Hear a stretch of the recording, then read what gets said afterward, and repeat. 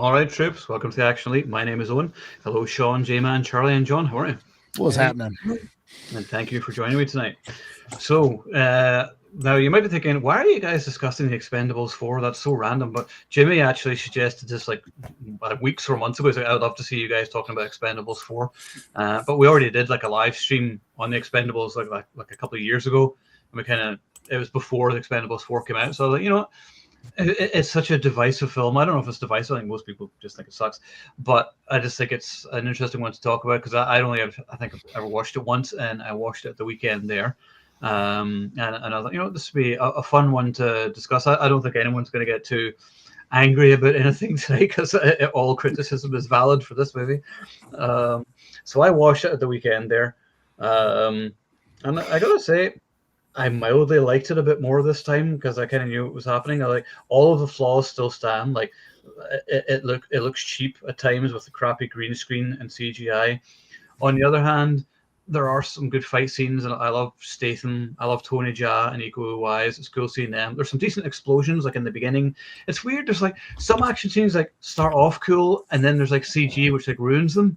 And it's sort of like, did you run out of budget or something? I'm not quite sure, you know, what the issue is, but I still, directed by Scott Waugh and co-written by Kurt Wimmer, it's serviceable. Yeah. And also, I like the fact that it's the only entry in the series that really embraces the R rating. Like it's violent as fuck. There's people getting like stabbed and shot and blown apart and everything else. That's really cool. What I don't like about it, Megan Fox has no place being in this movie. Why is she in this movie? She's not like an action star from the 80s or 90s. Like, what the fuck? Like, yeah, I've always said, like, the Expendables is, exactly. None of the CG in all of them is shit. There shouldn't be CG in the Expendables movies. That's the thing. They're supposed to be a throwback to like 80s action movies. Why is there CG in these movies? There should be real stunts and real explosions. That's the whole fucking point. And like Scott Wall comes from a stunt background as well, and you know that's why, you know, some of the stunts are good, but then a lot of it just, you know, isn't. The best thing about the movie though is that it does have maybe my favorite line of dialogue of any movie of all time. It says, "You sneaky little sausage," which I have to start using on a regular basis. It's just the way Statham says it. It's just so Statham. I was just like, is that in the script or did he just say that? Because it just feels like something that he would say. But yeah, no Expendables theme. Where the fuck's Brian Tyler's music? They don't have the Expendables theme. So like, it feels more like a Statham action movie rather than an Expendables movie. You got all this other cast. Like, it's fine having Dolph and like then Stallone is in the beginning and then spoiler alert at the end. And you know, you don't have Arnold. There's no Jet Li. There's no Wesley Snipes. No Antonio Banderas. You've just gotten rid of all the greats and replaced them with, no offense to any of the actors, but this cast of nobodies who aren't action heroes. And Megan Fox's character is so insufferable from beginning to end. Like, as soon as we're introduced to her, she's screaming and shouting and being obnoxious. And I'm like, she's fucking horrible. I was like, what, are we supposed to root for her in any way? Because she's just awful. So, yeah, I mean, I do think the bad outweighs the good in this movie. I can sit through it. I can watch it because it does have some fun moments. And like I said, the sneaky little sausage line is a belter. But yeah, and Tony Jaa is in it, and Tony Jaa automatically makes everything better with his mere presence. But yeah, that's my thoughts on it. So for the first time watch, we have to put on Charlie now because you had never seen it before we go to anybody else. So go for it. Wow. Yeah. So for whatever reason, I missed this in theaters. I think what happened is you guys got to see it early, and then you came back and went, and I went, well, I'm not going to spend my money on So I bought. I did not. Yeah. I bought this because it's the most fucking badass steelbook ever created. So I just ended up owning this movie, never watching it till today. Today I watched it. What the fuck, guys? The CG is horrible. Horrible. It's crazy. Why is it so bad?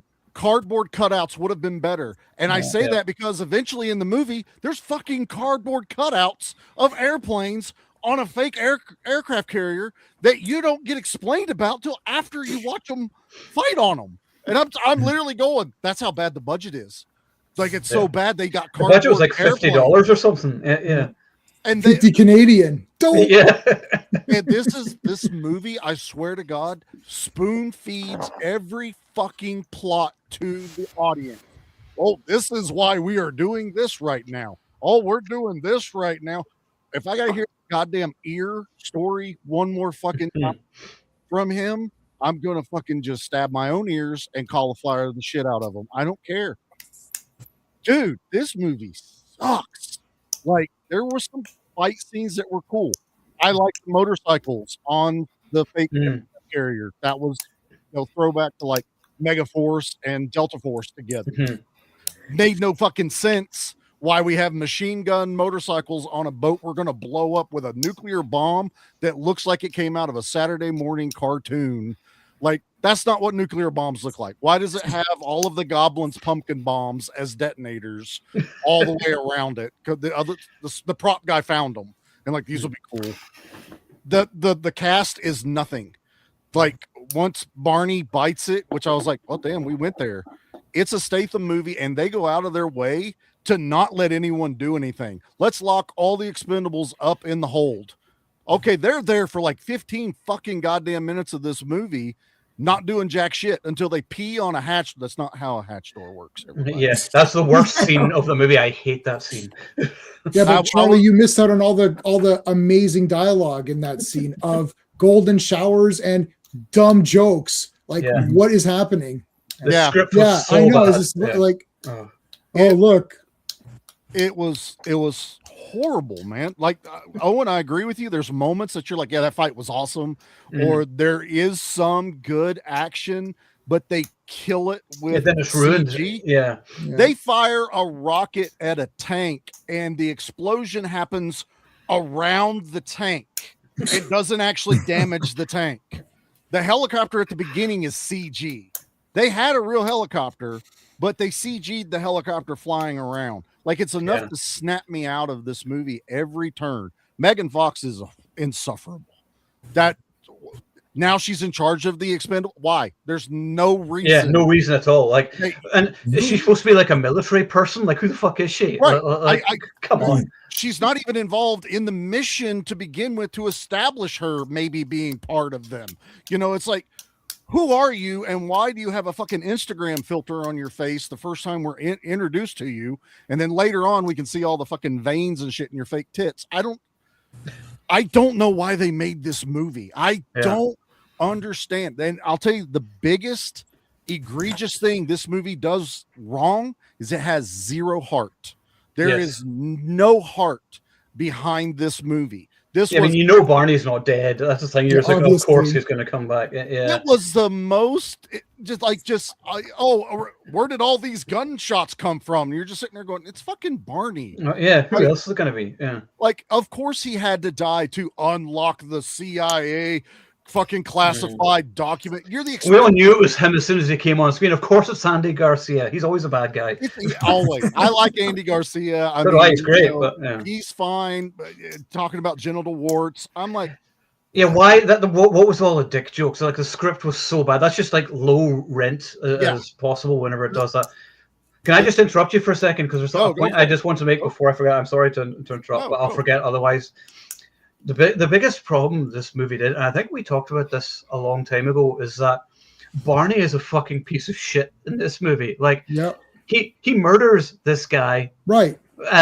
For a bet which he lost fair and square, and he was like, "Oh, I want to go back and get my ring back." I was like, "But you lost it in a bet fair and square." And then but it's funny. So I'm going to murder this guy, right? And I'm like, "Wait, what the fuck?" So over thumb wrestling, right? And then thumb wrestling. He burns his body and like puts it in his charred remains in the thing. You're like, what the hell is this? He's carrying around the guy's dead body. Who you murdered in cold blood. It's absolutely despicable. Your team, the way they enshrine you is to put your charred hand in the bar with a middle finger with the ring. I know, so outrageously stupid. How you do that? I enjoy my action heroes. It was cool to see Dolph, but Dolph's phoning it in this one. And there's another one. Hey, fuck being on the wagon and being good in your sobriety. No, it's cooler if I throw away my sobriety so it makes me a better killer at the end. Fuck off. It's so stupid, right? I'm glad this movie isn't long. Like it's like 100 and some minutes. Yeah, it was at least well paced, I suppose. It was well paced with the only person worth watching, which was Jason Statham, and you're still watching him basically do nothing. Like, okay, I'll stab a couple of guys. Tony Jaa was cool. Took fucking forever to where I forgot about him until he shows up. Iko, I forget how you pronounce his name. Iko Uwais. Yeah. Iko Uwais. I love him as an actor. I love his fights.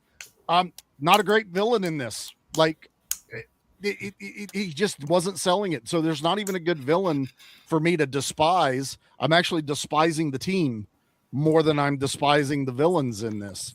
I don't know, man. And then Tony Jaa had to have a girl help him fight the secondary henchman. I'm like, it's Tony fucking Jaa. He does do the knee. Thank Christ he does the knee when he knocks that guy down the hold. I was like, that's cool. Also, nuclear bomb getting ready to go off, and we have 6 minutes. Let me turn it around by dropping the anchors, and we're still in fucking Russian waters.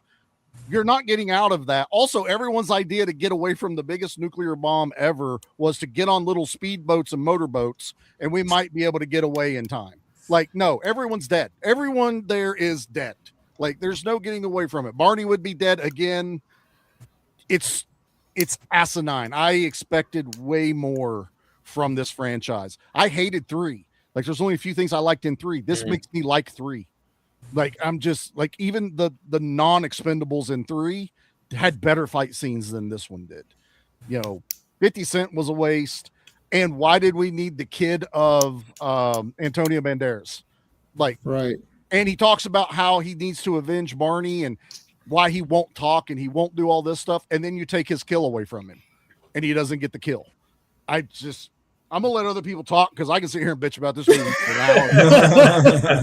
Well, I put on my Expendables bandana just for you guys, and now I'm getting all this hate. I don't know what happened here. I am sorry. I am not upset that I didn't watch it in theater. No, you haven't missed anything. I mean, I think the first time you watch it, it hits you in the face. Yeah, you're right. So it's cool seeing that reaction because that was probably most of our reaction watching it the first time, right? So but that's me. Let you guys keep talking. We'll talk. Actually, I don't think you guys have seen that T-shirt. I got this T-shirt to meet Richard Dreyfuss, and then he never showed up. But I always kind of liked it. I show that my T-shirt. Oh, that looks good. Keep it steady, Hooper. Thanks, man. Yeah, I mean that's all I say at work. I just go, Jesus H Christ, Hooper. I like the name Hooper is a very good name to get upset with. Yeah. Like, listen, Hooper, you got to get your shit together. Or Hopper. Like, you can put that name in any sort of complaint. It seems kind of fun, Right, I know. Okay, right, John, you can go because I know your feelings are different from us. Is it you clicking on fucking pen? John, your pen clicks are like super. It's annoying as fuck. Can you turn Sorry. Like literally, I was like, what is happening? I didn't know you could hear it. I didn't know you could hear it. I'm sorry. I could defend this movie, but I'm too exhausted. I have no idea how. Go ahead. Go for it. I didn't hate it. I liked it. I liked the movie. I did it have its issues? Yeah, but I was like, I have movies in my collection from the 90s. Like, this came out in the 90s. We'd all be like, fucking A. But it came out, so now we're all like, it's garbage. It's because of that. I expected that in the 90s. No, I didn't get any. Like, is it a bad movie? Yes, but I think it's a good bad movie, and I think there's a lot of good in it, and that's why I like watching it. I think Statham scenes rock. I love him and Tony Jaa together in the one scene.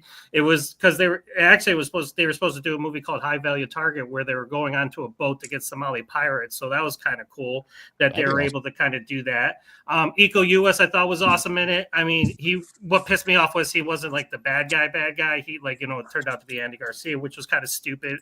I mean, Andy Garcia is a good actor, but it was unnecessary making him in it. Yeah, and then like at the end, like he's challenging Statham, and it's like you're not going to fight Statham. It's like you're just going to get your ass kicked, but then it gets shredded anyways. But I like Statham, like when he goes onto the boat. I mean, it turns into a Jason Statham movie, but I'm perfectly fine with that because I'm a huge Jason Statham fan. But then they get their parts at the end, like when they break out, they all get chances to shine. Tony Jaa has Levy Tran come in, but I was like, okay, so what? So she's kicking ass too because she's a kick-ass actress. Was it a cop out with Sylvester Stallone? Yeah, that was stupid as fuck because we all know, like, it's like, because remember, we did the stream, like, when they announced it that they were finally doing it, and we were talking about how they should have killed them and went dark and all this. So that kind of made me mad. But after a while, I was just like, you know what? Who cares? Like, so for the most part, it was the action that I gave this movie a pass on. And Statham, he just, like you said, there's people that star in movies that are bad, but when they're in it, you're just like, it just elevates. Like, and Scott Adkins, like if you would put him in it, it would have been even better because they're like my two favorite action stars right now. So, but like, and like Charlie, there's motorcycles. Who cares? It's fucking awesome. It's like, I like that part. I liked it. It's bloody Megaforce. It's like, this is like what I wanted Megaforce to be. Like that's what perked me up, John. Don't get me wrong. I like the motorcycles. And don't get me wrong, too. This is the last movie I saw with my ex-wife, so that it kind of has that cloud hanging over it too. Oh yeah. But like when I was in the movie theater watching it, and he was just like, he goes into the cargo hold. There's motorcycles, and I was just like, why the fuck not? Then he gets on it. He's driving around. He's shredding. And then some guy actually did the stunt where he goes up in the air and turns the motorcycle and starts shredding the guy as he's coming down. Mm-hmm. The CGI sucks, but I wasn't watching the CGI. I was just watching the fight scenes. And I thought, like, I think Jacob Scipio, I thought he was funny. Like when they're all like saying hi to Bart or to Jason, and he's like, "Feliz Navidad." I laugh every time he says that. That was funny, and just like he's channeling Antonio Banderas, like in this whole movie because he's his son. And it's funny because the way he's doing it, it's like that's Antonio Banderas. He totally nailed like his aura, And it's like, I missed Wesley Snipes from the third film, and I liked the third film too. Like I didn't hate the third film like some of y'all did. Was it PG-13? Yeah, but even though it wasn't as bloody, that had a bigger body count at the end than a Rambo movie. But I could go into that another time. So I just, like I said, I gave it a pass. I've seen this movie probably like, I don't know, 10 times now. I think I watched it. Oh my God. Yeah. Hey, I'll turn in my card. I don't care. Listen, you don't have to turn in a card. And I wrote my review when I saw the movie. I wrote my review. I gave it a good review. Yeah. No. And listen, Megan Fox. You could have taken her out of this movie, and I would have gave two shits. But that would have been better. Yeah. Well, see, that's why I don't understand. Like, I don't understand like the hate. Like, because like you got to have like badass women too, and or anyone, an actual action star. They could have asked people could have said no or not been interested. Then get a fighter. They got Ronda in the last one. At least it's a real life. It's a real life fighter, right? I get it. I can sit there and complain all day just like the rest of you guys, but at the end of the day, she put the work in.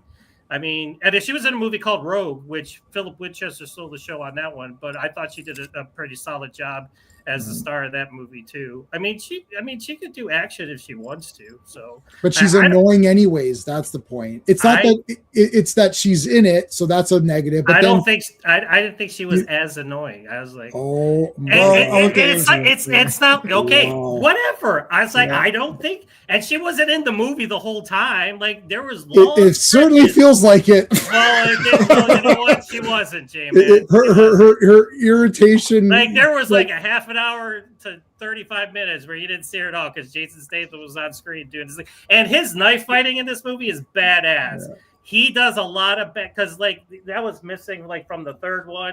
He the moves. And again, I'm a bladed weaponer guy. I've trained in knife fighting. I've trained in bladed weapons. I've trained in all that stuff. I thought that was badass. And like when Tony Jaa jumps in and then they're standing next to each other, I was like, you know what? The rest of this movie could have been a musical, but with this scene in it right here, I give it a pass just because it's Jason Statham standing next to Tony Jaa and they're both kicking ass and they're kicking ass well. And like the action shot shot to the point where it's good. It's shot well. Scott Wall might not be the best action director around, even though he comes from a stunt background, but he still knows how to shoot action, and it is well shot. There's not shaky cam, like, you know, there are quick edits and quick cuts, but you're always going to get that. The fight scenes could have been longer. His fight scene with Iko Uwais should have been like maybe 3-4 minutes longer, but it's just the way it is in American films. You're not going to get extended fight scenes, and I've just kind of come to, you know, accept the fact that it's not going to be in like Hong Kong movies where you get a 10-minute finale with the bad guy and the good guy, you know. Right. And Owen, I could watch The Furious when it comes out and be like, you know what, fuck the Expendables, because this is how you do action. That's a real action movie. Yeah, exactly. But this is an action movie too. It's just one that nobody really likes except for me. But I'm okay with it. I am okay with it. I will take the hit. I will take the shrapnel. Y'all can come at me in the comments, but I'm defending the reasons why. I mean, I don't think it's fair to no. Like, I never said if you like this movie, you're a fucking idiot. So no, I'm not saying that. Don't take it as anyone's attacking you. You like what you like, and you don't like what you don't like. I don't think thejust a problem with that. Now we can rebuttal back and forth a little bit, you know, and that's fine. Allow me to retort. I'll just come right back. I don't care. No, and that's fine. But don't take this as an attack because of how viscerally I didn't enjoy it, because I'm on the opposite end of you. You're right. There is some good action, but this is the fourth one. We should have the formula down. We should be able to put out a decent action movie. And like saying that I've got movies that are just as good or bad in the 90s, yeah, I expect that. They didn't have the budget. Cannon did way better with way less, you know, so why are we not even doing this? Was 100 million bucks. And it looks like 10. And it looks like $100 million? And it made 50 million. So yeah, and that's another thing. Like the fans are speaking about this too. Like, it's the lowest rated one. It's like 4 point something on IMDb. I think it's actually lower than 3. You know, it's just as a fan, I felt cheated. It's not Expendables. It's really not. Everybody has said it. It's kind of like a Jason Statham movie. Oh, so it's not. It's a Christmas story. Right. It should be the two guys. They're in it for 1 minute. So no, it's not 1 minute. It's like what are you talking about? Barney's in it for like 10 minutes, and in the 10 minutes, we all knew that he was passing the torch. Hold on a second. And in the 10 minutes that he's in it, he's a piece of garbage scumbag who goes back on a bet. So we got Barney for 10 minutes behaving like a stupid idiot, and it's like, why is this? So it's not an Expendables movie, and then Barney's a piece of garbage, and then he's back at the end. Yeah, we're back. Oh, you mean the murderer? Yeah, the murderer is back. Yeah, he's not dead. It's like, okay. And Dolph Lundgren is sober, but for a funny joke, let's have him be drunk now. It's like, that okay. I hated that. And then action superstar sensation Megan Fox will lead the Expendables. It's like, you're not in this. Even with part 3, with having actual fighter like Ronda and whatever, it's like, even that pissed people off, right? Like, why didn't you have Ming-Na Wen was mentioned in the comments, like other people. Like, clearly you can go outside then of the States. Michelle, go international. Michelle, get anybody. Surely you can get some of these people on here. The theme of this is the Expendables are supposed to be the old action stars that we like teaming up with some of the new action stars that are up and coming. So the best, like Stallone and Statham is actually a perfect, like, that's a perfect casting in the sense that you got like a super pumped classic guy, right? And then you got your newest guy who's like an awesome new guy. That's perfect. Yeah. And as long as those two are kind of together throughout all of it, and you add other guys, you can subtract guys, right? Like some guys get killed and then another guy comes in and then another guy comes on. And you need to have minimum 4 or 5 guys that we all know. And, you know, if one of those is a woman, that's fine. And then you could have your little extraneous guys like Randy Couture or Ronda Rousey or whoever, these other random guys. That's what Expendables is. This is a bad Jason Statham movie. So in my opinion, like compared to Beekeeper or any of these other ones that we've watched, it's way better, because at least when it's a Jason Statham movie full on, it focuses on his character and his motivations. The motivations here are so contrived because Barney's clearly not dead. So what is the point? And then they introduce Megan Fox, who's like this fake character that supposed to be like, oh, she's been around, but we've never seen her. We don't care about her. And she's not a martial arts person. It's like, why is she's so irritating? Like, and she's yelling at the stars. That's the worst thing to do. If you start your movie with some new character that we've never seen, who's not a martial artist and not a fighter, not an action movie, he's yelling at the stars of the movie. I'm sitting there, I'm like, okay, she sucks. And then it's like, oh, she'll be the leader. Really? Oh, okay. Oh, he's dead. It's like, well, he's clearly not dead because and yet Michael Dudikoff isn't fucking doing anything. There's like, why is Dudikoff not in these movies? Like, surely you can get some of these guys in there. Jeff Wincott, Don Wilson, Cynthia Rothrock, Billy Blanks. I mean, come on, these guys. Any of these guys. The action, there's some good, like the fights are pretty good. Yeah. And Tony Jaa's cool. Like all of those guys are cool when they're fighting. It's pretty awesome. When I first, sorry, is it my turn? I just start talking. I guess it is. It is now. Sure. Sorry, guys. I apologize. That's my bad. John, do you have any other points? Go ahead, Jay, man. Just so I could destroy those points. No, you ain't destroyed anything. You're not changing my mind. Oh no, I'm not. I'm believe me. I definitely am not attempting to do that. But this movie sucks major quantities of super ass. Like it's like we sat there in the theater, and oddly enough, Owen, I've warmed up to it slightly. I walked out of the theater. I thought, wow, this is a 0 out of 10.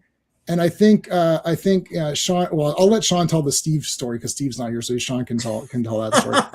But we were not happy. Suffice to say, we were not happy. And I said, well, this is like a 0 out of 10. This is a complete dumpster. And then I watched it again a couple of nights ago, and I thought, I don't hate this as much. I think maybe I've mellowed out a little bit in my thing. So I'd probably give it like a 4 out of 10 or something, just out of pity. There's some like okay fights, but like, God damn, man, the characters are super. I didn't find any of it funny. Even the banter with Barney and Christmas, I still didn't. I didn't think that was funny either. I was like, because the banter surrounded, like, okay, why would they do this betting thing? I'm like, you lost a bet for what they should have done was he goes back and says, hey, remember we did that bet last night? Okay, the bet was for 50 grand. Here's the 50 grand cash. Can I have my ring back? And the guy's like, no, I'm not giving your ring back. He's like, yeah, but I've got the money now to buy it back. The ring doesn't mean anything to you. It means something to me. Blah, blah, make up some story behind it. And the guy's like, I don't care about you or your ring. And then maybe the story could be like, I don't know, my sister died and gave me that ring or something. I don't know, right? And then the guy's like, you know what? F your sister, right? Like, make him an asshole so that when Barney and them beat him up, you're like, yeah, beat that guy up. But Barney gets Statham to do it for him. He stands there, oh, my back is sort of like, why are you being a dick? Yeah, I don't. Yeah, no. That could be interpreted as funny banter because he knows he can take them, but still, it's a bit weird. The thing is, there's too many weird things in the beginning, and I was like, this is all very weird. And I thought, okay, you know what? Let me let this go. It's going to be the two of them. Dolph is. I love Dolph Lundgren, so it's like Dolph is back. Let's go. This will still be cool. Then Barney's dead. I was like, well, I guess is he dead for a bit, and then he'll come back for the mission, or is he going to come back at the end? I guess. I'm like, okay, but then it's like Megan Fox is introduced. Like, well, I hate this character. She sucks. And then she stays on and then becomes the leader. I'm like, is this literally happening? Who thought that? There's not anyone, even John liking this movie, doesn't think Megan Fox should be the leader of the squad, right? And it's like, oh, why isn't Christmas the leader? Oh, because he effed up or whatever. It's like, and then even the other guy, 50 Cent, and these other randos are like, yeah, I don't know about this. It's like, who are you? What are you talking? You're talking to Jason Statham. He is this movie, you piece of garbage. Who wrote this trash? The people who wrote this clearly hate Expendables. They sat there and thought, I hate Expendables. This is a dumb movie. Let me really make it shitty. And it's like, well, we have to make Jason Statham comes out cool because he is cool, not because the script wants him to be cool. He ends up being cool because of his personality.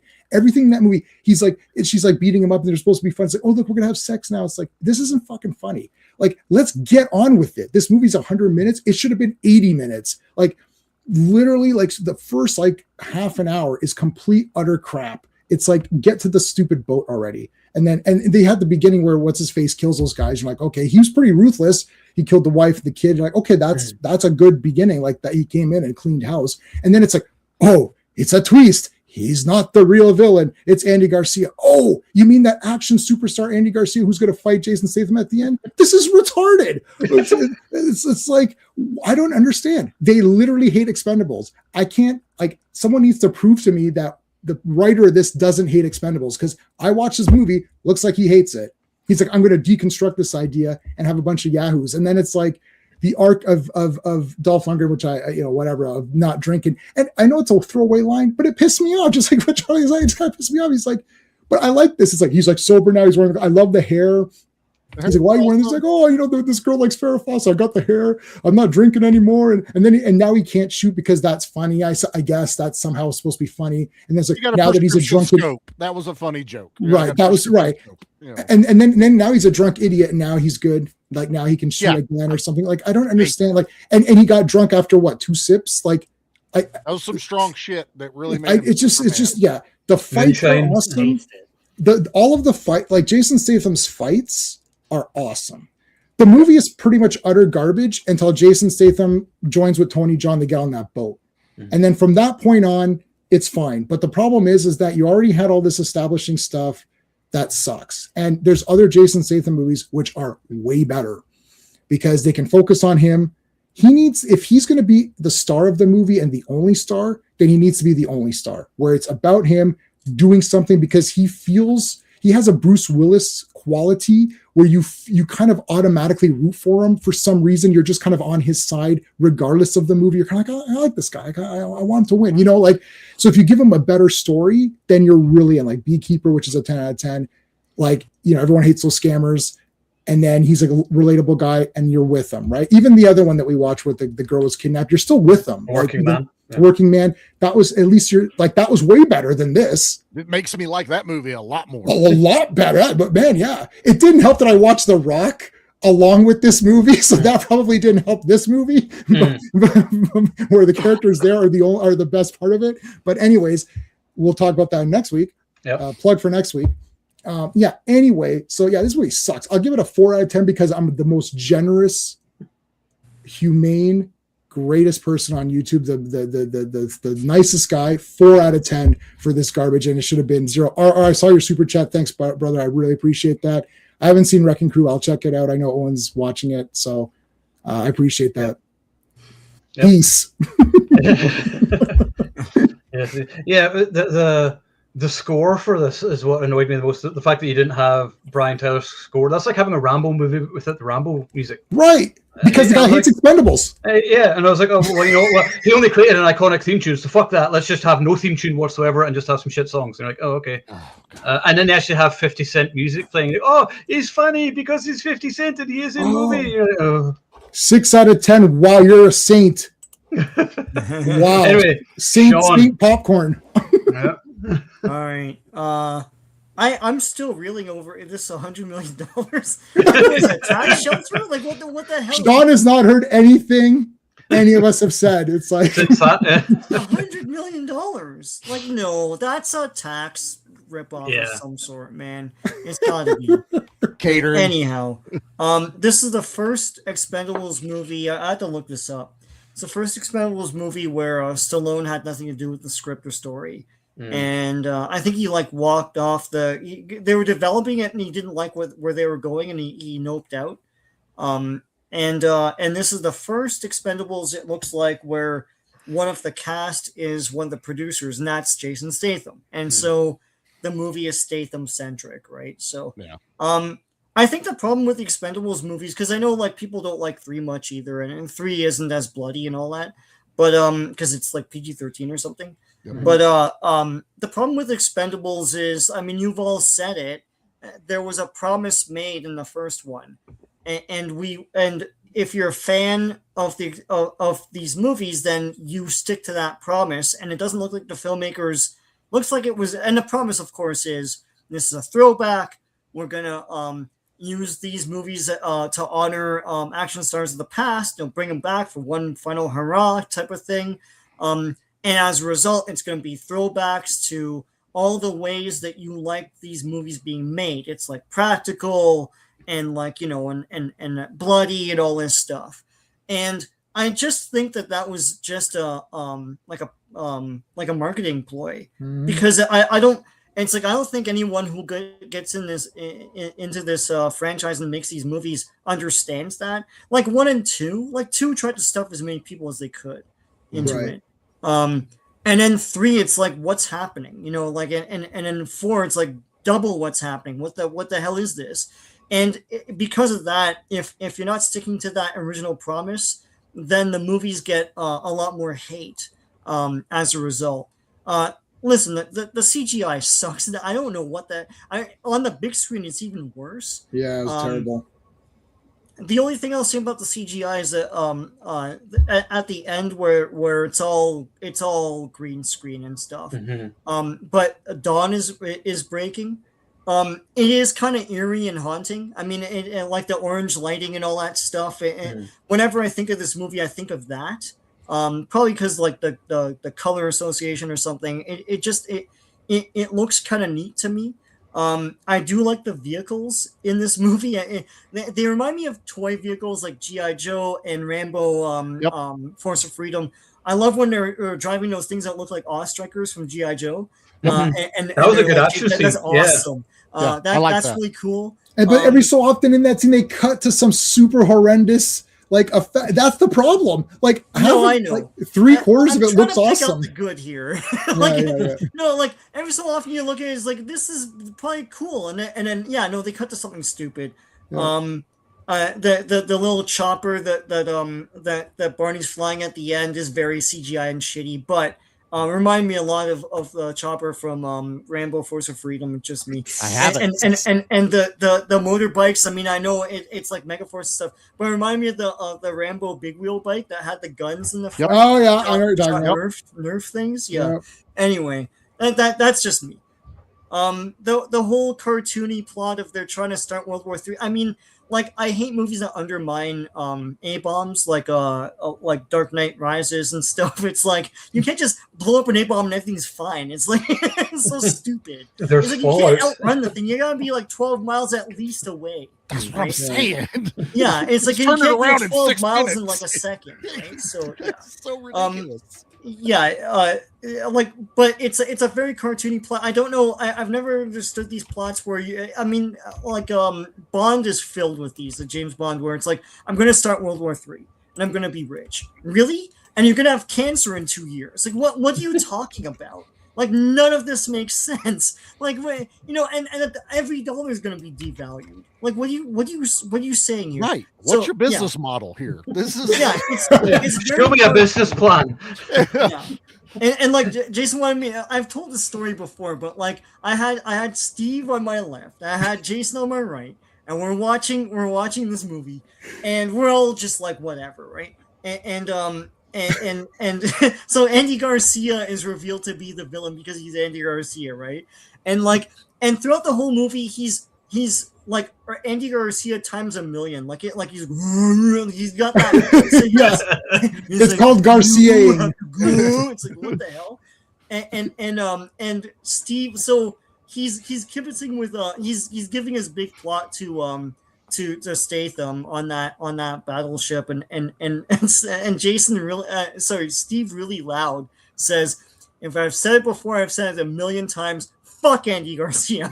And everyone can hear him. He's got that piercing voice, right? And it's like, what the fuck just happened? I couldn't stop laughing after that. It's out of nowhere.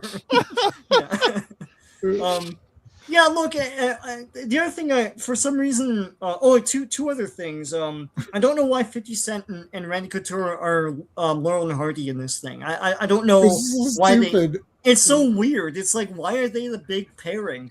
And the whole Megan Fox thing, the problem is, okay, so she's not an action star.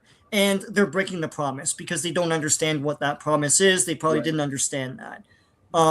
But set her up, like, why wouldn't there be, like, they have the inciting incident in the beginning with the terrorists and all that stuff.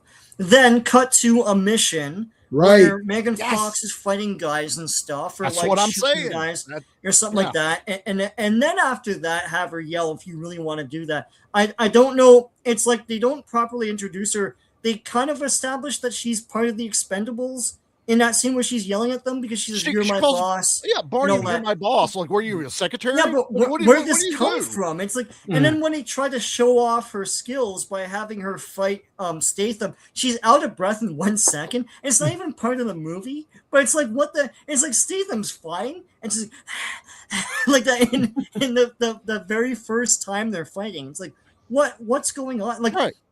I know And she's it is not a with them great actress. fucking. Right. It's supposed. Is that supposed to be? Yeah, and then they have makeup sex. Yeah. But that's all she's there for. She's eye candy. Period.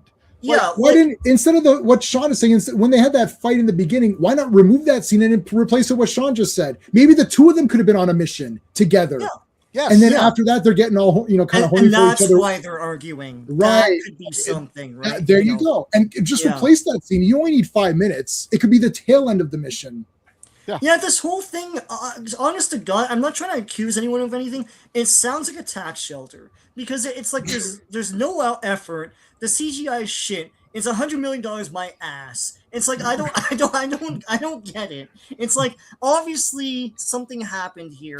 Audit. No, audit the shit out of Let me see the receipts here. Like, just audit the shit out of this. Like, yeah, look, John, I understand. It's an action thing. Like, if you remove the promise, maybe it's a bit better. I mean, there's a Megan Fox, X Factor here too. But it's still got action. It's still got the motorbike with the machine gun on it. Like, it's still got the Strikers. Like, it's still got cool shit in it. It's better action than some things that call themselves action today. But it's on its face, just with the weird, like, Randy Couture, 50 Cent pairing, and the stupid dialogue, and the Megan Fox thing, it's a notch under a lot of action pictures. And breaking the promise really messes it up. It's a part of a legacy and a franchise that is about something, and this movie isn't about any of that, right? It's as though everyone, like, I look at the writers, none of the writers worked on the other ones, so they just came in and was like, oh, let's just write a movie to cut our eye teeth. And it's like, it sucks. It's like they didn't watch the other ones or understand that maybe get some of these other action stars involved, like from the past. We've always said, get Dudikoff, but I feel like that's a deep cut. Like, we know Dudikoff like the back of our hand, but like, it's not like when people think of, when a generic person thinks of action, they think of Schwarzenegger and all that stuff. And they don't, I guess the people making these movies now don't understand the promise that was made in the first because they're not fans. I'm telling you, they don't like Expendables. That's what I'm saying. Yeah. Like, okay, if you take deep cut characters like what you're saying, then the action nerds are going to know and be like, hey, that's cool. Right. Yeah. And then the non-action people don't know anyways. Right. Mm-hmm. So it doesn't matter to them that whether they know, oh, that guy is from Ong Bak and oh, that guy's from the Raid. Like, they don't know those guys anyways, right? So having those guys is a deep cut anyway. So why not have, like, you got the District B guys in that Jet Li one, right? Like, have that deep cut. But we know for sure that Megan Fox is not one of them. And that seems like we're harping on that, but you can get someone else, right? Yeah. It's not the promise. And part 3 broke the promise a little bit too, because they got rid of the Expendables. He's like, well, here's the new crop of guys. And they were only gone from that movie during that, second act, or because then they come back to reform. Yeah.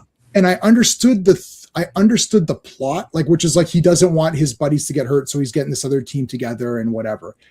But they sucked. The point is that those guys sucked, and then the real Expendables had to come back in. Yeah. So there was a point in doing that, even though people still didn't like the movie, and there's a lot wrong with it, and it's PG, so that's not the promise either. But this really broke the promise. If it was just something else and not Expendables at all, it was just a Jason Statham movie. It's better to remove Dolph Lundgren and Tony Jaa. Like, actually remove all those guys, and then you'll be like, oh, it's just a Jason Statham movie. He's got some other people around him. It's cool to have 50 Cent. That's kind of neat. He's in this, that's interesting.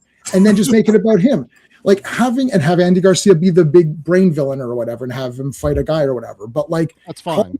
Expendables, it's not. Did anyone watch? I have this on Blu-ray. Did anyone watch any of the features? Because I did.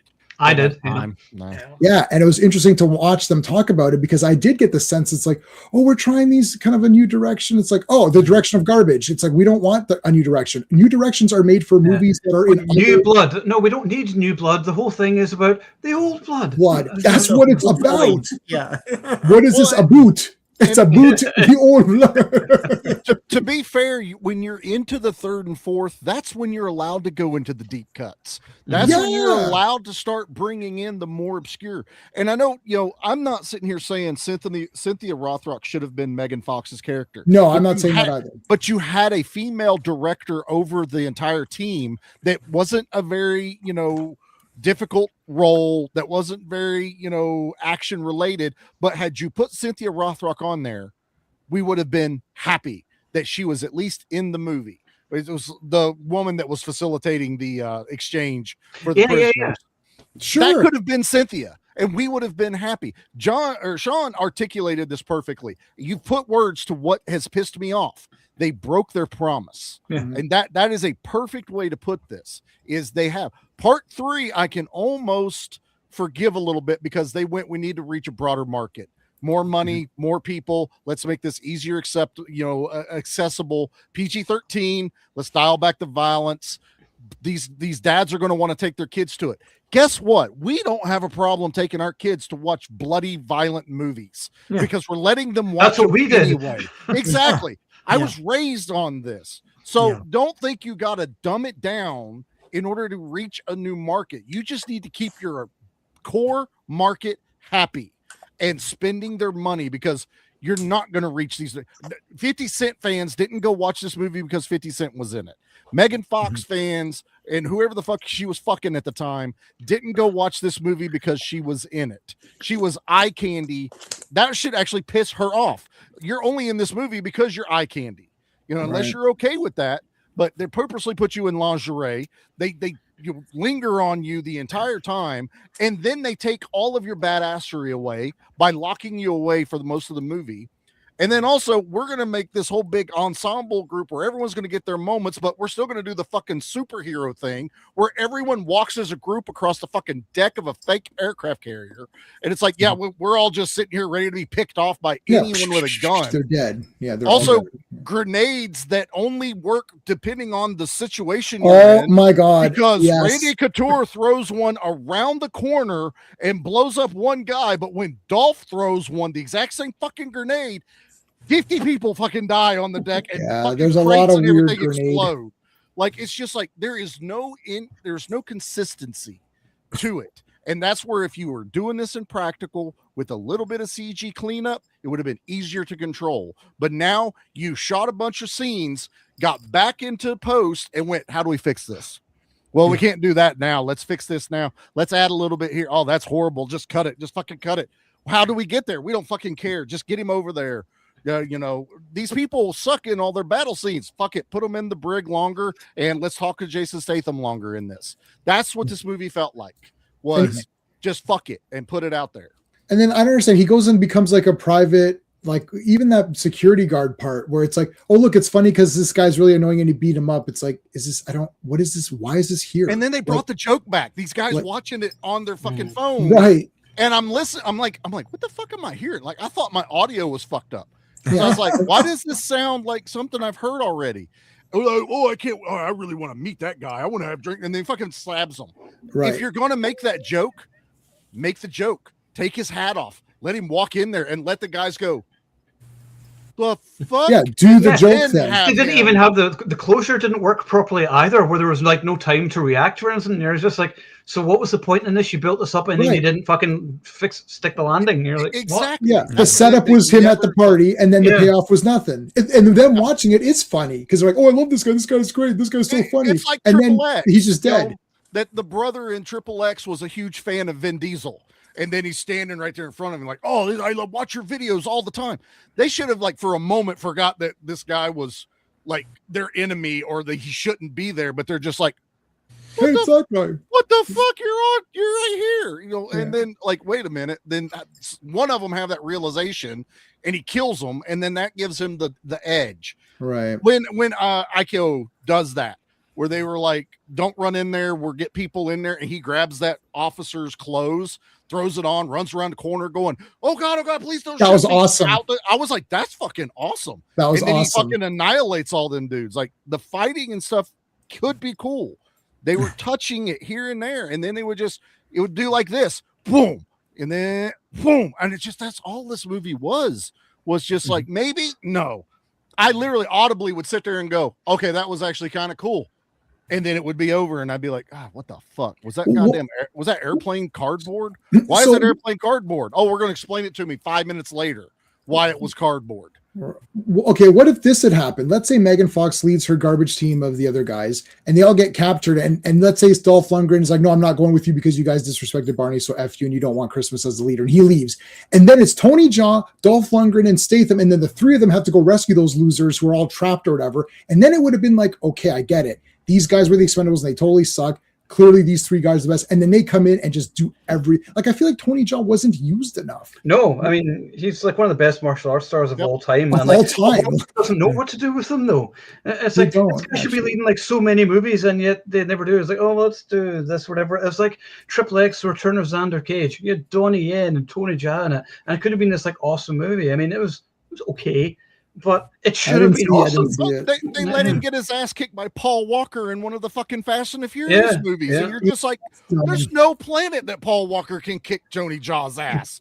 Like, you're asking me to believe in fucking Santa Claus right now. Because I can't believe Tony Jaa kicked Paul Walker's ass in that movie a lot. He did for a bit, but eventually. But then the hero won. That's what happened. He was. Which movie is this? Which movie is this?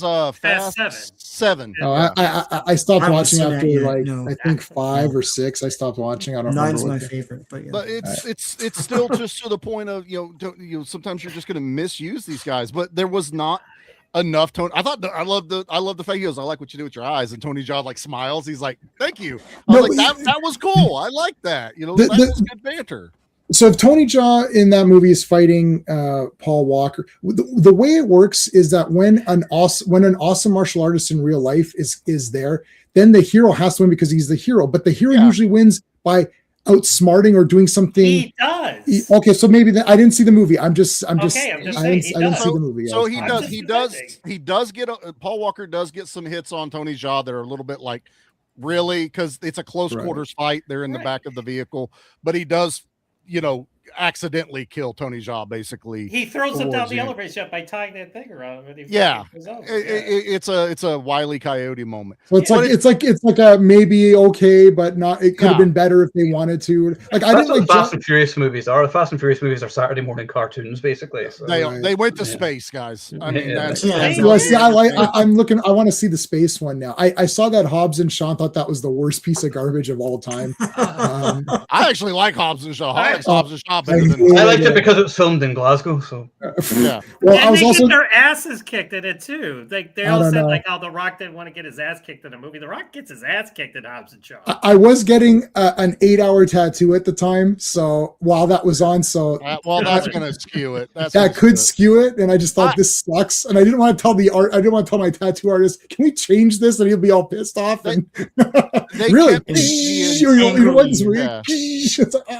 they kept the insanity that we've already come to accustomed to in Fast and the Furious, but I enjoyed it. Hold on, how about Seagal? Steven Seagal would not have made Expendables 4. No, I mean, after they had Van Damme in there was no getting Seagal. What if Steven Seagal was sitting in a chair directing people that would have been funny. That would have been great. Do you remember years ago? It was actually just shortly after I started the site, and I did an article, My Stupid Idea for the Expendables 3.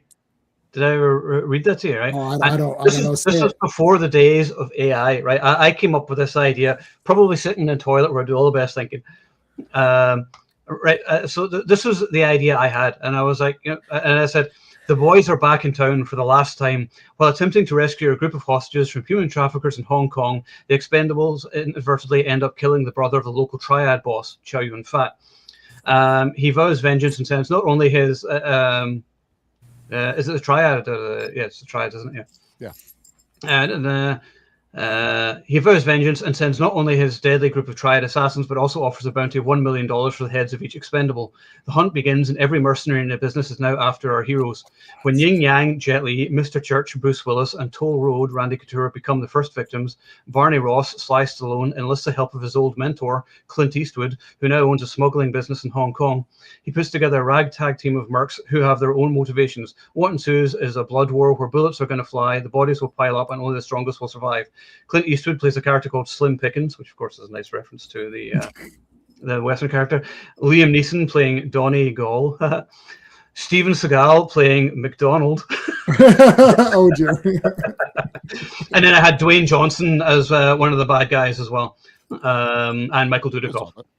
Okay. So Yeah, that's a way better. I like the idea of like someone saying, "Let's target them all and get rid of them." And actually make them expendable and like kill some off. They never went ballsy with them. And I was like, they should kill off the team each movie and then have a new fucking team for each movie. Yeah, except for the two main guys. Yeah, except the main guys. Yeah, but you kill off like the supporting guys, and then you're sort of like, oh my god, we don't know who's going to die. And then you've got stakes in each movie because you're like, wait a minute, we know who's going to die, but we know, people are going to die, but who's going to die? Who's going to survive? Who's going to come into the next one? Where there's actually like this excitement. Like I think the fans' excitement for this franchise is greater than the movies ever were because we had better ideas than they did for coming up with stories. And that's the fair. actors.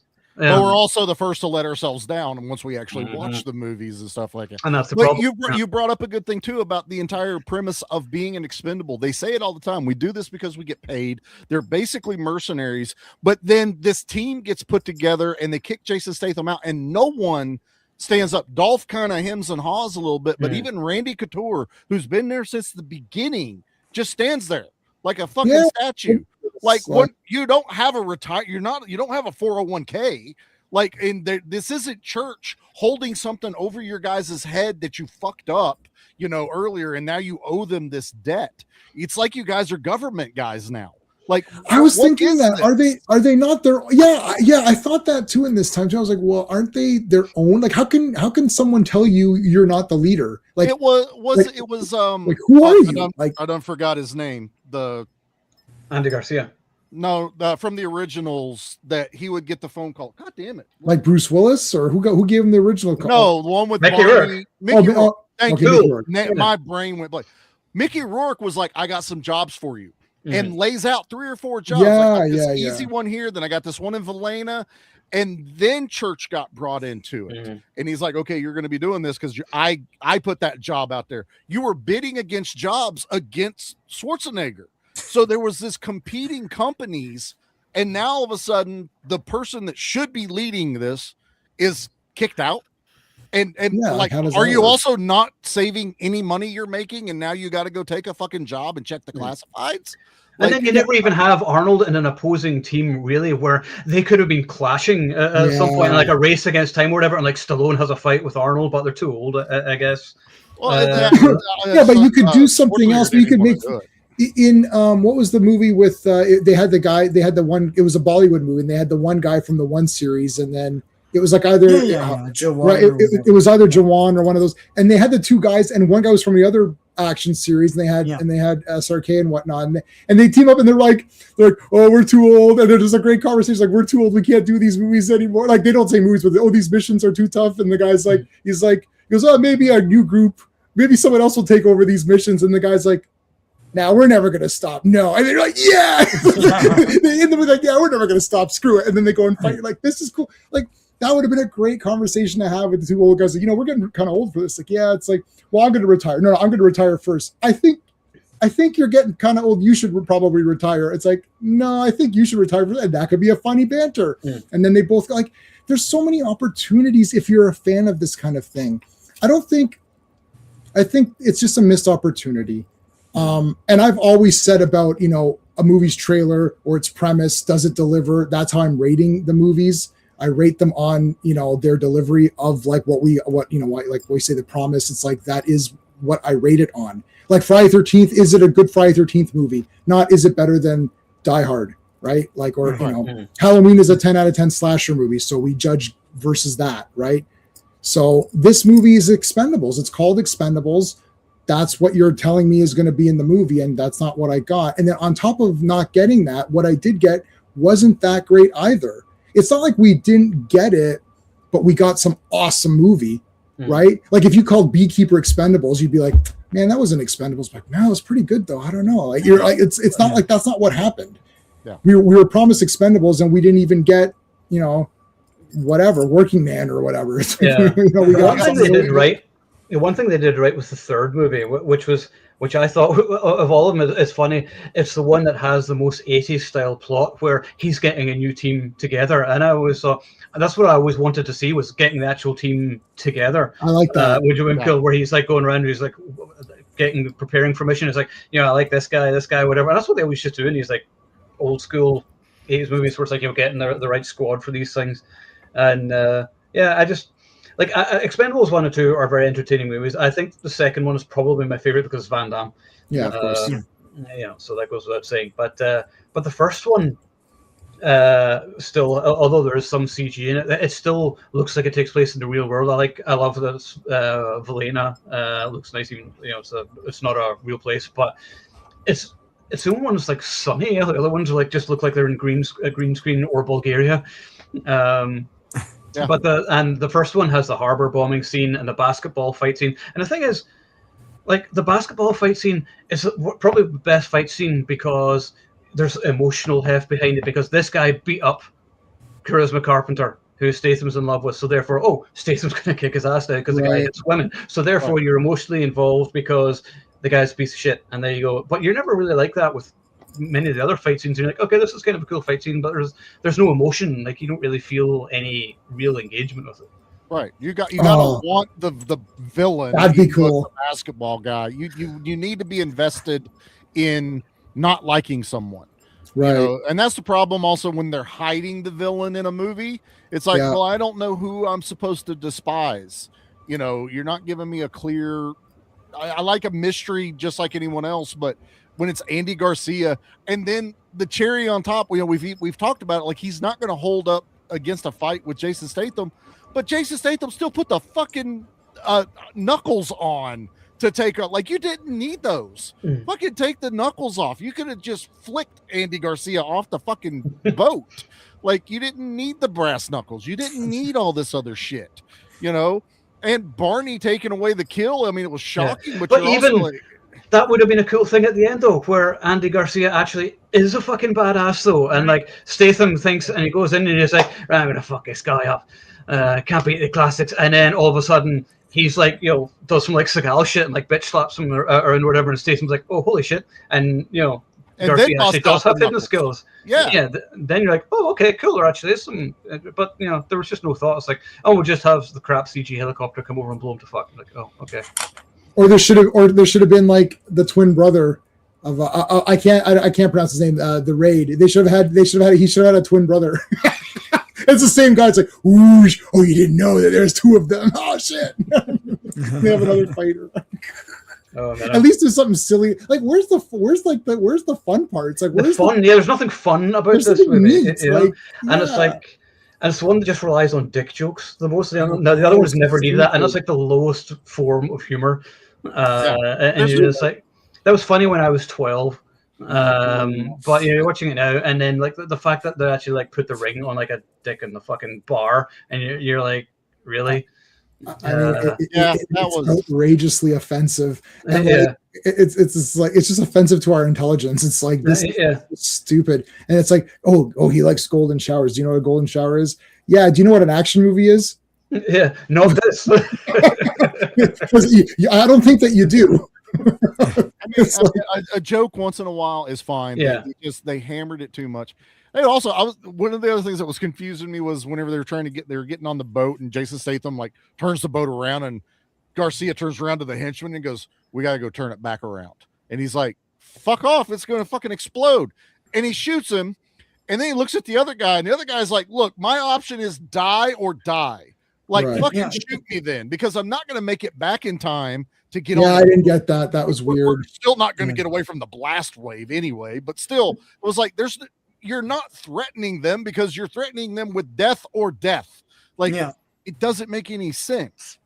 And, Charlie said, you said something that was really funny though, and we glossed over it, which is like, Jason Statham is what, poor? Okay, so he got fired, but aren't they getting millions of dollars for these missions? Like, how much are they getting paid? It's like, he got fired. He's like, okay, I'm going to Bermuda, or I'm going to I'm going to Miami or something. Poor, not poor. Like, it's like, clearly, like, they should be getting massive. Like, whenever I see these movies, it's like, we need the best team of mercenaries. Oh yeah, we want $5 million for this job. It's like, okay, I'll give you 5. That's what he did in the first movie. He was like, they negotiated the price. Yeah. Yeah. Don't they have? Jet Li was like, I need more money for my family. Yeah. I didn't know you had a fucking family. All that shit. Yeah, like shouldn't Jason Statham doesn't need to go to a pool party by some rich punk or whatever to get money. That's again, that's there for a joke that doesn't pay off. So again, you'd sit there and be like, that doesn't make any sense. He doesn't need the money. But then it's like, oh, it's for a joke that'll pay off, and that joke was really funny. But it doesn't pay off. So that's what I'm so saying. It doesn't pay off anyways. So it doesn't make sense, and it's not funny. If things don't make sense, but they're funny or cool, you're kind of forgiven in these kinds of ways. Like, yeah, it doesn't make sense that they have this vehicle, but man, that's a cool vehicle.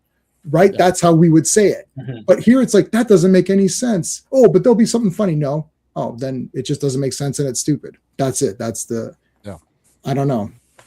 Also, one of the most egregious things about this entire franchise is I have yet to get action figures and play sets. So Sean brings this up, talking about the Rambo and stuff like that. It's like, you know what? There are some badass shit in here. I kind of want my little 6-inch Expendables running around. Barney's plane should have always. I think we said it like in the theater. Like I turned to J-Man and was like, "That's a play set." Yes. Oh yeah.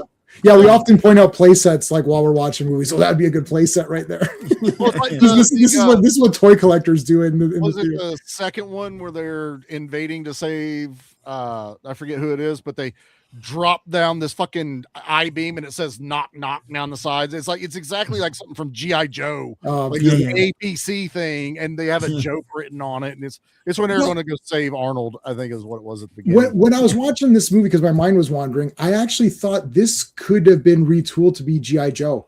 And actually the Expendables could be G.I. Joe movies with just instead of the Joe characters, it's the action heroes. And I think that's where they failed, because it's like, these aren't the Joes that we know, right? It's like, if you have your 10 or 20 set G.I. Joes that kind of everybody knows, then use them, right? Don't introduce a new G.I. Joe. This is like Mortal Kombat. Don't introduce a new character. And they're bringing in these characters that are not action people. Like, these movies are the action people guys. So it could have been G.I. Joe. If they just said, you know what, F it, let's make it really crazy. Like, let's make every vehicle super awesome. Like the Expendables have like a big array of different options that they open up this big thing, whoosh, and then it's like they have all these different vehicles, and that's like a big Expendable C vehicle, and they all have skull motifs or whatever. Well, yeah, it's all that's cool. Like they have, and then each gun has a thing, and you're like, that would be cool. Just do that then. Like, just make it really like they're not even trying to do anything. They really just said we're going to Expendables. Have fun. And they're not having fun with the movies anymore. The first two, if they're not having fun, then we're not going to have fun. Exactly. If Stallone walks away from his baby, his creation, and a known person that has the hardest time not getting involved in the writing or directing, or he has taken over from other directors, when he goes, nah, that's a fucking problem. Yeah. That should have been told everyone to go, we need to stop. Stallone is like, fucking kill me and I'll come back at the end for 10 minutes. And that should tell you like how we're fucking up, boys. I did like Creed 3, because he's not in Creed 3, but I did like that movie. But they delivered their promise. Creed 3, they delivered their promise. They stuck to the storyline. Yeah. This was a cash grab. Honestly, the more we talk about it, the more I look at it is, it's either a tax credit like Sean's talking about, so let's inflate the budget as much as we can, and also if it loses money, that's a tax write-off. So we can write off as much as we can if it loses. So we're not going to give a shit, but we're going to make it bloody anyway, so that we can look at the fans and still blame them. We gave you what you wanted. You bitched about not having all this in the last one that you hated, and we gave it to you. So what's the problem? The problem is, why are all these reactionary things? So this is like the superhero movies. They're all reactionary. You don't need to be reactionary if you care about what you're doing. It's like, do you like action movies? Yeah. Name some you like. This is okay. So I want those actors. Yeah. Right? That's what I want. That's what this is. So I want those guys. If you like Expendables and you like what it represents, then that's what we want. And yes, that means it's going to have to be realistic, like squibs and stuff. And it can't be this crummy CGI blood. And please don't have bad green screen. Yeah. Imagine one of these movies. like imagine you had Kurt Russell and Keith David in a scene together in one of these Oh, whatever, like, thing reunion or whatever. You know, I mean, Yeah. but Kurt Russell wanted to do like an Expendables kind of thing in the 80s and actually have these characters together, but it never came together, probably due to egos and money. But but then when he was asked to do the Expendables, he was like, no, it's in the past or whatever. I'm not really interested in sort of doing that. And I was like, that's kind of too bad, because seeing Kurt Russell and Stallone on screen together again would have been awesome. And they could have called him Snake instead of Snake. Maybe they could have called him the Rattler or something. Like, like he's got like how they did Chuck Norris, and they gave him a different name than what he. And that's weird because Kurt Russell did the Fast and Furious movies in the exact same type role as Church. Like he's already done it. Like I don't know, man. I think some people I think some of the in people after 2 started, maybe they got the scripts and they went, no, I don't like it. I know Arnold hated part 3. He's like, after he did that one, that's why he's like, I'm not coming back for 4, and Bruce Willis was money at first, but then obviously the medical condition affected a lot of it. So that's why we don't get Church, but fuck it. Why maybe he just had good taste. So it's always possible about that too. I mean, but it had Snipes. It had some things where I thought, that's kind of. Wesley Snipes stole the 3rd movie. He was great. Yeah, he's awesome. Like, there's some kind of, there's a little bit in there. Like, it's like, okay, I kind of get what they're going for. But even that was a missed opportunity again. Yeah. And even though I understand the story, that doesn't mean it should be told. Like, I understand what you were doing in the movie, in Expendables 3, but that doesn't mean we want to see it in an Expendables movie. We just want to celebrate the guys that we feel didn't get enough love. We love them. They made lots of money. They've kind of died down. They're pretty much gone. We want to see them return because we're old too. We don't want to be forgotten, and we don't want our heroes to be forgotten. So we want to see them in this movie. And if you're some guy coming in saying, I've got this new take on this, or we're going to try this different direction, then you should not be here. The moment you say we should take this in a new direction, or we're going to think about this, you don't get it. It's like, we want to see our heroes who are dying out, in some ways actually dying in real life, and in other ways their movies are gone, their careers are gone.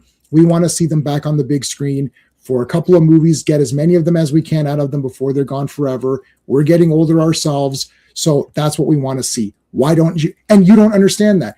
I'm not being mean to the person, but the guys who made Expendables 4 do not understand that. I have evidence. We have the movie. Yeah. We have the movie. Do you know what the best, this is such an obvious thing, and we talked about this probably back whenever we talked about the movies, but the best scene in terms of acting of the entire franchise is Mickey Rourke's monologue in the first movie. And I was like, that's actually an emotional scene. It's the only emotional scene in the entire franchise, really, when he's talking about when he could have saved that girl and he didn't.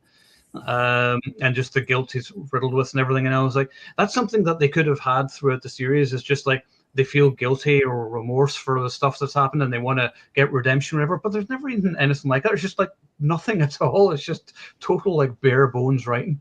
Yeah, there's not even 1 or 2 scenes where they kind of are vulnerable or say something important, or they have like sometimes these fake vulnerabilities, like, oh, I really love her and all that. It's like, I know you don't. It's like, I'm not buying any of this. You're just saying words here and this to get the scene through. And it's like, I don't know why this is so difficult for them to do given the money that they have. Like it's like, I don't know, except for some bad CGI. If a if like a normie watched this, oh, that was kind of neat. I thought that was okay. It's like, yeah, but you don't really understand what we want out of this.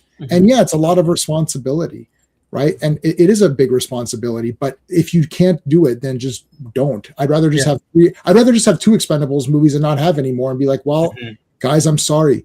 We couldn't get everyone together. Or this guy dropped out. Schwarzenegger didn't want to come back. Bruce Willis's health is terrible. We can't get Snipes in, or Jet Li wants to go back to China or whatever. We can't use him anymore. Jet Li is retired now, pretty much. He's retired. He's got this one film coming up. So then you just say, guys, you had 2 Expendables movies. We ended off with Van Damme as the villain, and that's all we could do. And hopefully you'll enjoy those. And maybe we'll put them on 4K and do a big special edition. Do an umbrella $100 where you get posters and postcards and all this other bullshit. Right? It's like, then do that, and then that's the end of it. But like, you're trying to it's feeding the machine, and unfortunately it gets sucked into that feeding the machine of we got to do more, it sucks that it's gotten to this point of, like, some directors have even said it's their struggle is like, I told my story, I don't want to do it anymore. I'm done. And then it's kind of like with this, it gets handed off to someone else. Like, here's the property, go do something with it. There's still a few more dollars we can wring out of it. And Star Wars being the perfect example, hour and 14 minutes. But like 14, George Lucas was like, it ends whenever Darth Vader is redeemed and Anakin returns at the end of Return of the Jedi. That is the end of that story. And I was like, there's some cool, the expanded universe, whatever's interesting, whatever. But they were comics and books where they should have been living. That was fine. Mm-hmm. In terms of movies, though, like Star Wars should have just left at that. Honestly, so there's sometimes it's ran its course. It's done. I know John Carpenter's one of the big ones where it's like, he did Halloween. We just brought it up earlier. Yeah. He told his first story and he's like, that's all I want to do. Mm-hmm. And honestly, you can watch those movies and you're just kind of like, I think we should have listened to John Carpenter. Yeah. Like, I enjoy all of them, but if there was only one Halloween, I would be fine with that too. Because, I mean, there's so many franchises. Like, I don't want another Die Hard movie. I don't want another Terminator movie. No. I don't want another Rambo movie or anything else. I mean, just let them be. Like, a lot of these 80s franchises need to just be left in the 80s or 90s when they were. Right. Yeah, we don't need another Lethal Weapon. Like, and they don't. Because the guys who are making them don't understand the movie in the first place anyway. So that's the other thing. I'm always for sequel. I want Friday 13th Part 35. I want to have 35 Friday 13th movies and be like, you know what? 26 was awful, but 27 was so good. I want. That's what I want. But because I want a guy who loves Friday 13th, I want the guy who comes in and says, I'm gonna direct Friday 13th. I'm not doing 3 pictures. I'm doing 17. I've signed for 17 Friday 13th because Friday 13th is the greatest thing ever made. I want guys to come up there, whatever movie they're doing. If it's Expendables or Rambo or superheroes, it's like, I'm doing Captain America. Come up and say, Captain America is the greatest thing that's ever been invented. What about like Cars? They're garbage compared to Captain America. That's how good he is. I'm going to make 35 Captain America movies. I will die directing the last Captain America, and each one of them is going to be the damn best. That's what I want to hear from people. I don't want to hear like, well, we thought about going in a new direction. Go away. If you want a new direction, start a new franchise. That's the easiest. Subvert expectations. Oh, how about you don't? Yeah, how about you don't? You give us expectations. I got a phone call and they handed me this thing called Fantastic Four. I never really read it or knew a whole lot other than in passing. But I'm going to direct it now. Right. And why? Yeah. Why? Or we only want to hire people who haven't really read them, so then they can be molded to do basically something different and ruin the lore and the source material where it's from. Like, we're going to stand on our soapboxes now. This is just I think but I think the importance is that there's no passion for the thing either. Yeah. Like the guy who made Freddy vs. Jason, who made Bride with White Hair and stuff, right? So he made Bride of Chucky. He researched the crap out of the both franchises, watched them all, made massive notes, watched every movie a couple times. I have the making of that movie, and he's like, okay, here's what I need to concoct to put these together. G.I. Joe. I don't want a G.I. Joe movie if they're just going to be like, well, we kind of got, that's Snake Eyes sort of, and that's kind of Cobra Commander. There's G.I. Joe. It's done. No, that's not done. That there's more to it than just doing that. Yep. Same with Star Wars. Like, oh look, we've got this guy back. It's like, that's not a thing. Bringing Luke back doesn't mean it's an automatic slam dunk win. Like, no, and then you ruined him anyway. So. No, they ruined them. Yeah, so that's actually, I think was a real Popcorn Geek said what they should have done is got one of the old school directors. What you do, John McTiernan directs, script by Shane Black. Yes, then you have a fucking Expendables movie. Yes, someone said that earlier. I know. I saw that comment. Yeah, that's a great idea. Go to the directors. It's not just Expendables, the actors. It's the guys that were making the movies to bring them in and do it, right? Shane Black wrote, Lethal Weapon and all these things. So, it's like people who wrote the real action movies, and there's just not enough. Although, to be fair, I've started watching The Wrecking Crew. NORR's been talking about it. I'm about 20 minutes in it, and yes, I agree. I'm really enjoying it. It's like a real throwback to 80s style action movies. So I'm enjoying it so far. So I'll have the review up maybe tomorrow morning. I think so. I don't like to be arse-rated this night. That Ministry of Gentlemanly Warfare, that was a 10 out of 10. Yeah, that's a new thing. Yeah. That's a new thing. That's brand new. John Wick. John Wick's awesome. And I'll tell you right now, there's a little bit of these rumblings like, well, the fourth one, and then don't give me a bunch of horse shit. All of those movies are awesome. There's part 4. Oh, you remember that shit part? Part 4 has like crazy action. It's awesome. Those are all awesome. And the guy who's doing that is doing the Highlander. And I saw a couple of stills, and they don't look that bad. Yeah, I was like, oh, it looks like John Wick. I was like, I'm hopeful. I don't know. Maybe it's going to be okay. Look, they're not hurting anything with that franchise other than part 1. You know, you know what, Charlie? I was just gonna say, I was like, the beauty of Highlander is that each one almost reinvents itself. Yep. Yeah. So there's no full continuity to ruin, right? Like, yeah. You know, so you can kind of do you it can play with it a little bit. You can play with it a little, but yeah. When you've had a sorcerer trapped in a mountain, you know, they've jumped the shark, you know, so whenever you want to remake it now, I'm like, okay. And then, and this bullshit that people have in their mind going, they're ruining it. No, they're not. Cause I can go fucking pull my 4K of Highlander and watch it any goddamn time I want to. And I still love it. They said that part 2 ruined it, and they're all wrong because part 2 is a masterpiece. Part 2 is amazing. It's amazing. All 47 versions of it. I agree. Amazing.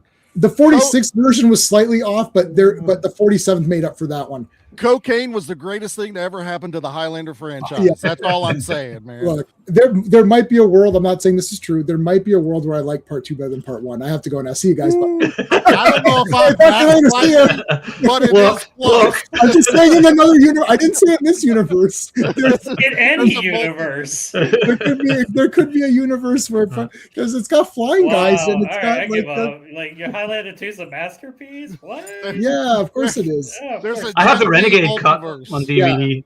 I do too, but I don't think it's a masterpiece. Yeah. Well, it is, but you can think it's not. It's not. It's way better than this movie. I'll tell you that much. At least, like I mean, Sean Connery is awesome, and Michael Ironside. So like that's 2 things that this movie doesn't have. Yeah, you're like Sean Connery's awesome, and Michael Ironside's awesome. Jason Statham's awesome. Iko Uwais is awesome. Yeah, but they this don't. Movie doesn't make them non. But he's like saying Highlander 2 is better than Expendables. It's like yeah, of course it is. But they're in the whole movie. All right. They're in the whole movie doing stuff, and the main villain's the whole. And Michael Ironside is the main villain, and there's a fight.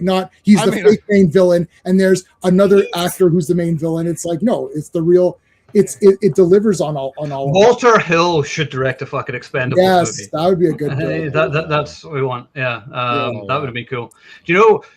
When I was thinking in terms of like the other cast members, like Louis Tan and Joe Taslim, they're the new action stars. That's who, if you want to have new blood, you want to have them in there because they're fucking awesome, and they're like martial artists and everything else, and you know they've been in great action movies, and they're coming up still. So one of them, and then even you get like Daniel Bernhardt and people like those guys. Yeah. I mean, why didn't they have Barney? And if they wanted to do that, why didn't they just have Barney captured or something? And then Jason Statham has to call in the reserves. Like maybe like Randy Couture, Dolph Lundgren, and maybe Stallone. They all got captured or something in the beginning, and then he called. And then running Joker called the B team. Yeah. Then you call the B team, and that could be Daniel Bernhardt, all the guys that you can get, and then like you can get these guys in. And then you still have both. And at the end, all of them fight together or halfway through their rescue, and all of them fight together for the final act or something. I don't know. Like, oh, gosh. I don't know. I think it's because they didn't pull that off on the third, so they're scared of a second team. Yeah, but they need action guys, right? That's but that's the third movie shit the bed for them having an extra team, basically. Yes. Mm-hmm. It would have worked. But it wasn't the right team. That's why. Yeah, this should have been a rescue Barney situation instead of kill Barney and him show up. That way, even if he could fuck off, right? He's just captured, so you don't even need him for all of it. I thought Kellen Lutz and them MMA guy were fucking awesome in number 3. So, and Ronda Rousey kicked ass in that movie. I'm sorry. I'm a Ronda fan. I'm just saying. Me too. I thought she kicked that. And Antonio Banderas and her have one of the best fight scenes in that movie. They I like but they're not. But they're not. At least she's a fighter. Oh, but I get it. I know, but we're saying how we're saying like this person, that person. One, they could have asked people, and they could have said no. And a lot of these guys are retired. Like Michael Dudikoff, he's in Hawaii living the life. He's like, I'm good. It's like. So maybe and that's what I said. Who knows that they didn't ask Michael Dudikoff at one time? Michael Dudikoff is like, no thanks. It's like it is. Or Jeff Wincott. Jeff Wincott's making his artsy films now. Yeah, he's in an artsy phase. Yeah, now, so Yeah, it's so my response to that is what I said earlier. Don't make it. yeah. Because it's not Expendables I now. went into that when I went to the movies to go see Expendables 4. I walked out, but like, hey, you know what? Did I get everything I wanted? No, but I got a lot of what I wanted. So Okay. That's And fine. That's fair.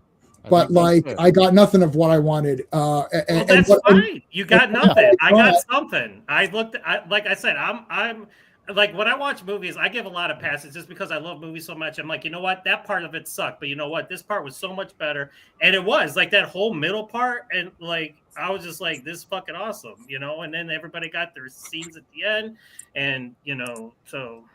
But then it's difficult. Like the thing is that like I'm watching so many movies. I don't like. Would you, if I said you have to eliminate one movie forever, Expendables 1 or Expendables 4? It's 4. Of right? course it's 4. Okay, but what if it's 1 or 2? What do you mean if it's 1 or 2? Get rid of 1 or get rid of 2. You mean number 1 or number 2? Number 1 That's or not number fair. 2. You can't ask that. That's not fair. Exactly. Well, that's a tougher question. Listen, that's I'm correct. not. Listen, we rate the Expendables movies. Number 4 is going last, but it doesn't mean that I don't want to watch it. It's No, like, but what I'm saying, but that's what I'm. But see how Owen's reaction was perfect because it's like it should be difficult. Like if I say if there's let's say the 6 Rocky movies, which one do you get rid of? You could say 5. But after that, it's kind of tough because I really like 6. 1 is a classic. 2 is pretty good. 3 is awesome. 4 is awesome. After that, you're like, I kind of like all the Rocky. I even like Rocky 5. But if you have to pick one, you pick 5. But after that, what do you pick? It's very difficult. I would pick 2. I guess 2. Okay, 2. But it's difficult, right? Like that's more difficult. 3 and 6 are actually my favorite. I love 6 because it has that speech.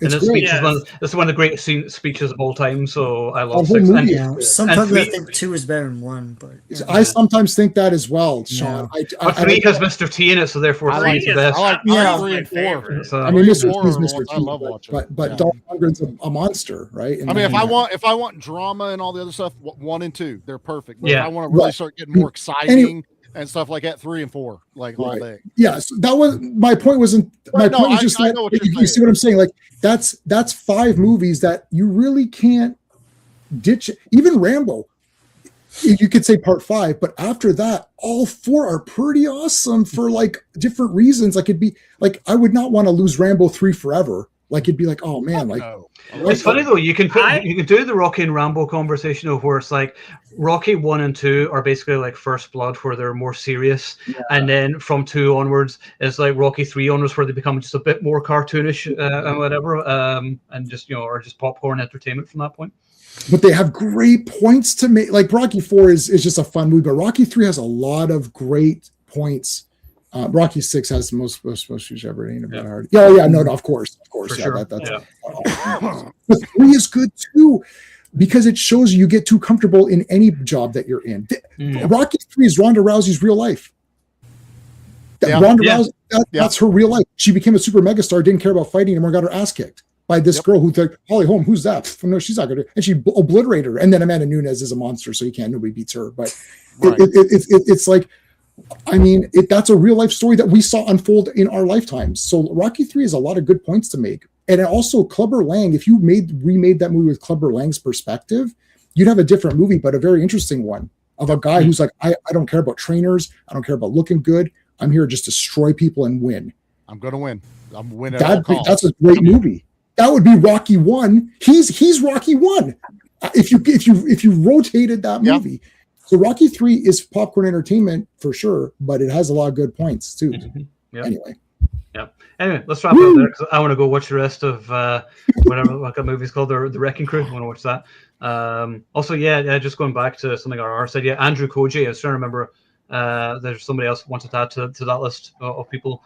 Like, he's awesome. He's super cool, and Warrior loved him. So him, Joe Taslim, Louis Tan. Those are like my 3 sort of favorite sort of action stars at the moment, outside of Statham and Adkins, really. So. There aren't really too many. Why didn't you get Scott Adkins in one of these? Yeah. Well, he's already been in it. He was in part 2. Oh, yeah. Sorry. Yeah. He was in part 2. He got thrown into a helicopter blade. Dude, there's so many people in part 2 that I'm like losing my mind. I don't even know who's in part 2 anymore. Yeah. No, need to go I watch think it. Van Damme, just like whenever Van Damme appears, I don't care about anything else in the life. No, exactly. Yeah. Like, That's all that matters. Yeah. All that nothing, matters. nothing else matters. Van Damme should be in Highlander. Van Damme was in Highlander 2, John. Now you have to like it. All right, so next week we're celebrating I 30 like- years of The Rock. So that's next week's one, which I'm looking forward to. And so anybody got anything cool coming up this week before we wrap up? My Red Heat episode final birthday pick comes out Tuesday. So we talk about Walter Hill, Arnold Schwarzenegger outlet, whether it's underrated, which I think it is. A lot of people forget about it.